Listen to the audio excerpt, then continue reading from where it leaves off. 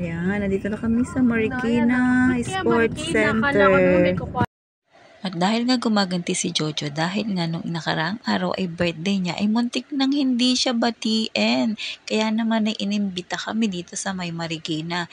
Hindi pa siya nagsasawa, dito na nga siya nagtatrabaho, pero dito pa rin niya kami inimbita.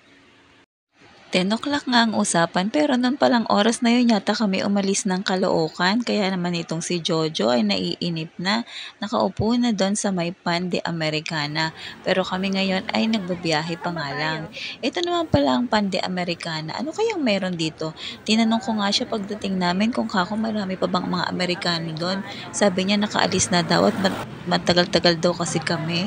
Kaya naman pagpasok namin, ayan at nakaka-amaze naman pala nga ang lugar. Ito namang si Jojo, hindi nagsasabi. May pa-surprise pa, pero tingnan mo naman, no, ang ganda-ganda talaga ng lugar niya. Kung titingnan mo lang sa labas ay napakasimpleng pandisalan lang na sinaunang panahon pa. Pero pagdating naman pala sa loob ay may mga maganyang disenyo pa sila. Ito yung mga picture ng mga tao nung mga panahon na nagsisipuntahan dito. Nakalagay yung picture nila dyan. At ito nga, inip na ang magpapamilyang Lumbo.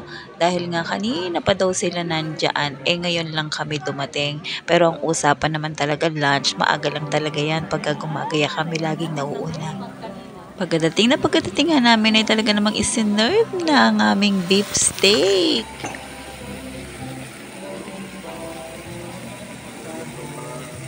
Kanina mo pa pala in-order?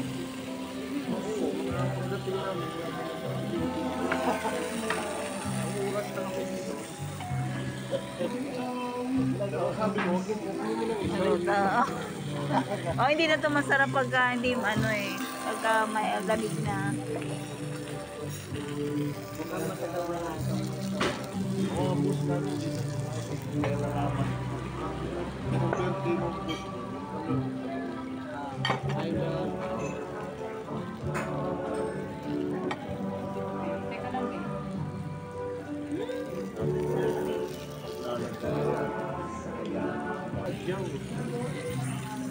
Oh, di ba? May steak. Vlog mo lagi sa atin, Dan. Oh, ikaw na magsabi. Happy birthday, Jo. Happy birthday, Jo. Laging honor yan sa first honor sa attendance. Ayan, nag-invite I said, nainip ka ba, Sedi? Lagi kasi maaga yung papa mo eh. Oo nga, aga kasi ate na naman sasabi mo. Minsan nagpapalit ka. Sarap. Ano to, bibitayin? Hawakan mo lang tayo. Ayan pre, okay na ba yung paghahantay natin? Nasaan na yung regalo mo kay Jojo? Ito na. Partida yan, kumain pa ako ng umagahan. At syempre pa, hindi namin sasayangin ang mga oras at mga disenyong ito para kepa. Kaya naman ayan, at kinuhanan ko naman muna siya ng video kasi na-amaze naman nga ako sa pagkakaayos ng mga disenyo nila. Ang dami-daming mga lugar na pwede mong pagpakuhanan ng mga litrato na nakaka-amaze talagang tingnan kasi ang ganda-ganda talaga ng kanyang mga disenyo. Kaya naman lahat kami ay kumuha muna ng picture dito. Iniwan namin ang lamesa namin na nakatiwangwang lang. Pero pagbalik namin, wala na yata iniinom ko. Pero ayan muna at in-enjoy muna namin ang lugar na kung saan ay makakapagpa-picture kami. Kasi nga naman, sayang yung time, nandito ka na rin lang. Pero nakikita nyo yan, ang dami-daming mga picture ng may mga artista pa na nagsipag-galingan na pala dito. Dito sila nagpupunta kasi itong Pan de Americana ay matagal ng pandisalan. Mga pandesal talaga ang kanilang mga tinitinda noong baka panahunan pa nila kasi nga yung mga litrato nila ay lumang-luma na. Pero ngayon ay pa rin naman nila yung mga disenyo, pero syempre na bigyan nila ng mga bagong estilo para maging yung style nila na old na pero modern na rin siya. So, nabigyan nila ng na kaya tulad nito, yung telephone booth. Matagal na panahon nang merong ganito pero nandyan pa rin, di ba? So, yan ang mga na pinupuntahan ng mga tao dito na nag-e-enjoy sila. Pero alam nyo, napansin ko, kami lang talaga yung mahilig magpa-picture. Tingnan nyo naman yung iba dyan na nakaupo lang. Tapos kami, nagpapa-picture talaga kasi naman, one time lang kami makapunta dito. Kaya naman, in-enjoy namin ang moment at nagpa-picture-picture kami. O, ayan, 'di ba? May ang dami-dami mo talagang makikita. Siguro may history pa 'tong lugar na 'to kaya 'yan, ganyan ang itsura niya. Hindi na nga yata namin pinapansin na nakakahiya na kami kasi kami lang yata ang madalas magpa-picture dito sa lugar na ito. Dahil nga sila ay talagang pagkain lang yata ang hinahabol pero kami talagang pagpapapicture ang hinabol namin syempre at ito nga iba-vlog ko pa o di ba? Kung gusto niyo pumunta dito, napakaganda pong lugar. May enjoy niyo ang lugar syempre pati pagkain masarap din naman at bumili na rin kayo ng pandesal na kanilang gawa mula nung 19 kopong-kopong pa. So, ayan, 'di ba? Ang ganda-ganda. O, ayan, syempre, hindi maiwawala ang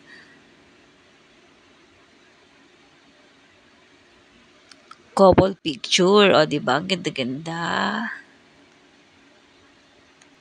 In-enjoy na rin naman namin ang hanging bridge. Ayan, at pag naman bumagsak ka dyan, ay hindi ka naman sa tubig babagsak. At nakalulumulundo nga yata kagad ang hanging bridge na yan pagka kami ang dumadaan. Pero dahil pa picture nga lang naman, kaya naman in-enjoy din naman namin ang maliit na hanging bridge na yan. Kaya kung kayo rin ay pupunta rito, may enjoy nyo rin yung mga lugar na kung saan pwede kayo magpa-picture katulad nito.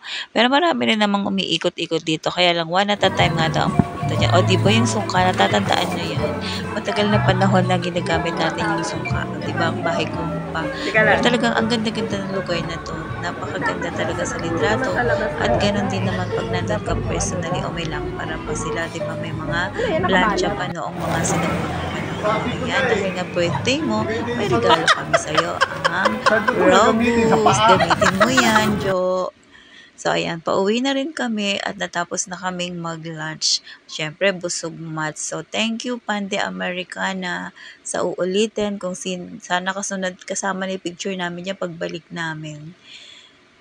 So, kung sino man na gusto pumunta rito, dito lang kayo mag-visit sa Pande Americana. Sa may Marikina po ito located. So, ito ang kanilang labas. Makikita nyo yan. O, meron pa yatang Guardia Civil.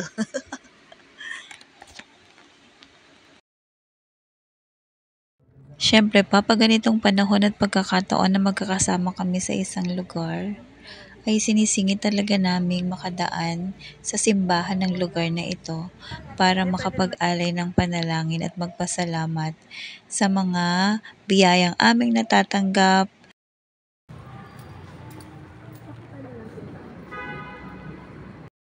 Pagkatapos nga ay dumiretso naman kami dito sa boutique ng Otto. Akala naman namin ay maraming sapatos dito dahil sa Marikina nga pero hindi pala dito yon. Otto shoes lang pala ang nandito. So halika kayo at libutin na rin natin. Samahan nyo kaming libutin ang Otto Boutique. Otto Boutique kung saan merong malaking pwesto ang boutique nila dito. Makikita nyo dito sa pwestong ito ay Pasko na, syempre. Nagagandahang mga Christmas tree ang kanilang mga disenyo. At syempre ang kanilang mga sapatos. Ito yung kanilang mga award na nakuha. At dito napansin namin na may mga sapatos dito na gamit na. Ito pala yung mga sapatos ng mga basketball player noon. At i-donate nila dito sa Otto. At ayan, grabe, ang lalaki pala talaga ng mga paan ng mga basketball player. Mga panahonan ko nga. Na-amaze talaga ako sa sukat ng mga paa nila. Lalaki, grabe. Totoo nga to.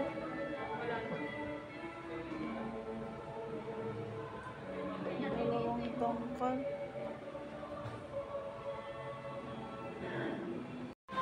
Ito naman ang Otto Museum. Since nandito na tayo, ay ililibot na natin ng camera dito sa museum nila. So, eto, may mga design din sila na ganito. Parang kung kung maka-design sila ay kakaiba, di ba? Ang laki ng sapatos, oh. May bike pa, oh, di ba? Ang ganda rin naman papicturan. At ito nga, nakita namin dito, itong akala lang namin kung ano lang siya, tan pala,